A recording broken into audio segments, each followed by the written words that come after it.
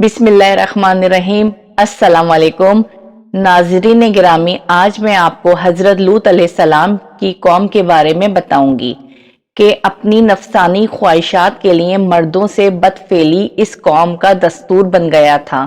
ہر طبقے کے لوگوں میں بدفعلی کا عمل پھیل گیا تھا۔ خاص کر کے مسافروں میں سے کوئی خوبصورت لڑکا ہوتا تو یہ لوگ اسے اپنا شکار بنا لیتے۔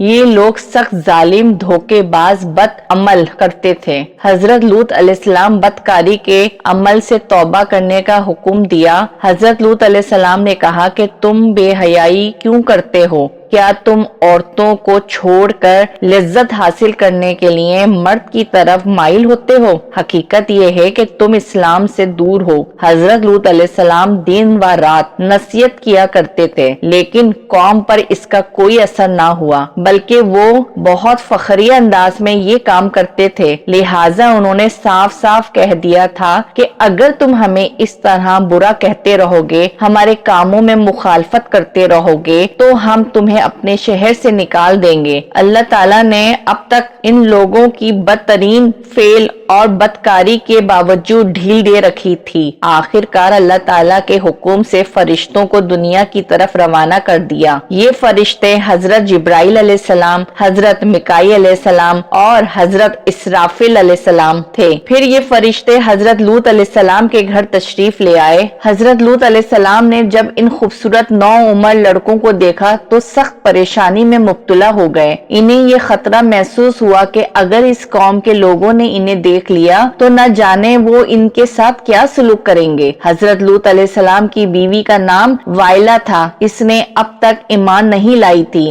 اور وہ دراصل منافق تھی اور کافروں کے ساتھ تھی۔ لہٰذا اس نے جا کر ساری قوم سے ان مہمانوں کی خبر کر دی۔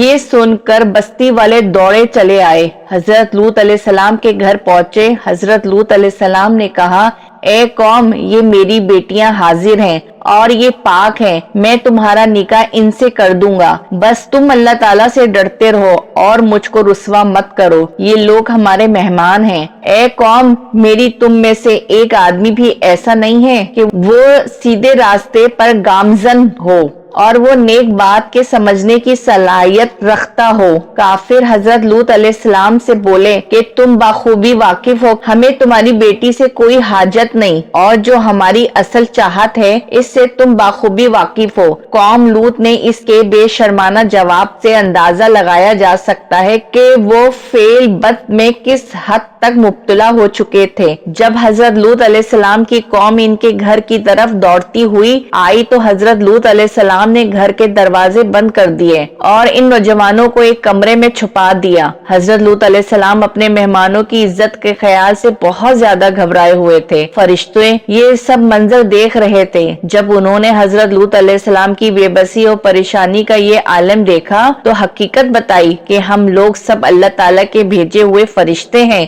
اور قوم لوط پر عذاب الہی لے کر آئے ہیں کہ آپ آج کی شب اس قوم سے بچ کر کسی محفوظ جگہ پر چلے جائیں جہاں اللہ تعالیٰ کا حکم ہو، کیونکہ آج شب کو صبح کے وقت اس قوم پر عذاب الہی آئے گا۔ آپ کے گھر کے دروازے کو توڑنے کی کوشش کر رہے تھے کہ لہٰذا حضرت جبرائیل علیہ السلام نے گھر سے باہر نکل کر اپنے پر کا ایک کونا انہیں مارا، جس سے ان سب کی آنکھوں کے ڈیلے باہر نکل آئے۔ یہ خاص عذاب ان لوگوں کو پہنچا جو حضرت لوط علیہ السلام کے پاس بدنیتی سے آئے تھے۔ حضرت لوط علیہ السلام حقیقت جان کر اطمینان ہو گئے اور اپنے گھر والوں کے ساتھ رات ہی کو نکل کھڑے ہوئے۔ ان کی بیوی ان کے ساتھ تھی، لیکن کچھ دور جا کر وہ واپس قوم کے ساتھ جہنم رسید ہو گئی۔ صبح کا آغاز ہوا تو اللہ کے حکم سے حضرت جبرائیل علیہ السلام نے بستی کو اپنے پر سے اکھاڑ دیا اور پھر اپنے بازو پہ رکھ کر آسمان پر چڑھ گئے، یہاں تک کہ آسمان والوں نے بستی کے کتے بھونکنے اور مرغیوں کے بولنے کی آوازیں سنی۔